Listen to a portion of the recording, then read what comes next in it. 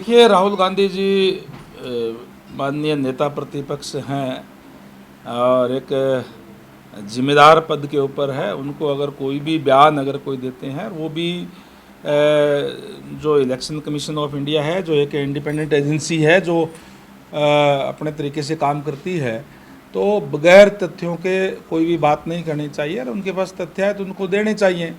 कभी तो वोट चोरी की बात करते हैं, कभी वो फर्जी वोट की बात करते हैं, कभी ये कहते हैं कि इलेक्शन कमीशन ने गड़बड़ कर करके भारतीय जनता पार्टी को जिता दिया, इस टाइप की बात वो करते हैं। तो उनको इस बात के तथ्य देने चाहिए ताकि वो कोई भी चीज़ें सामने आए।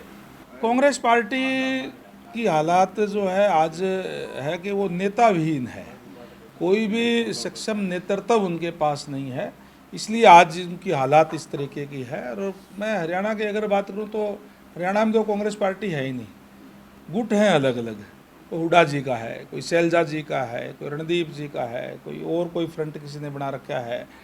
और ऐसे गुट है जिनके विचारों में कहीं दूर दूर तक भी कोई समानता नहीं है। इसलिए पहली बात तो इनका संगठन बना नहीं।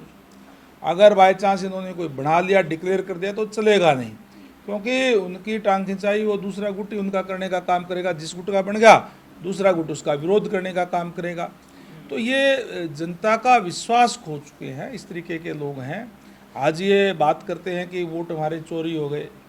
वोट चोरी हो गए इनके, ठीक कह रहे हैं ये, क्योंकि वोट चोरी इसलिए हो गए जो इनके कार्यकलाप रहे उनके समय के अंदर, जो उन्होंने वायदे किए लोगों से। हमेशा इन्होंने एक बात कही कि कांग्रेस का हाथ गरीब के साथ, और जब सत्ता में कांग्रेस जब आती तो फिर वो गरीबों से जो दूर हो जाती थी। किस तरीके से आज ये लॉ एंड ऑर्डर की बात करते हैं, लॉ एंड ऑर्डर की, इनके समय के अंदर इस तरीके के हालात प्रदेश के अंदर हुए, हरियाणा के अंदर इतने भयावह है और डरावने कि लोगों को गांवों से पलायन तक करना पड़ा। एक नहीं, कई जगह पे इस तरीके के हालात जो है हुए, चाहे वो मिर्चपुर की बात करें, चाहे वो गोहाना कांड की बात करें, और अनेक तरीके की इस तरीके की बातें इन्होंने उस समय में हुई। लोग उसको भूले नहीं हैं, इसलिए लोगों का विश्वास खो दिए और वो वोट लोगों ने जो है भारतीय जनता पार्टी के पक्ष में डालने का काम किया, इसलिए इनके वोट चोरी हो गए। बाकी इलेक्शन कमीशन इसमें क्या करेगा? इलेक्शन कमीशन के तो वोट हैं, सबके साइट के ऊपर है। कभी कहते हैं डिजिटल नहीं है, तो सारे साइट पे आज तो वोटर की जो लिस्ट है वो सारी की सारी ही उपलब्ध है, कोई भी उसको देख सकता है। ये किस चीज़ का जवाब मांग रहे हैं, क्या आप बात कर रहे हैं, उसका तथ्य तो अगर कोई भी आधारहीन तथ्यहीन अगर कोई बात करेंगे तो उसका जवाब तो डिपार्टमेंट मांगेगा, वो इलेक्शन कमीशन मांगेगा। आज इलेक्शन कमीशन पे उन्होंने उंगली उठाने का काम किया है। कोई भी बात, कोई आधारहीन कोई बात करे तो निश्चित रूप से सवाल तो पूछे जाएंगे।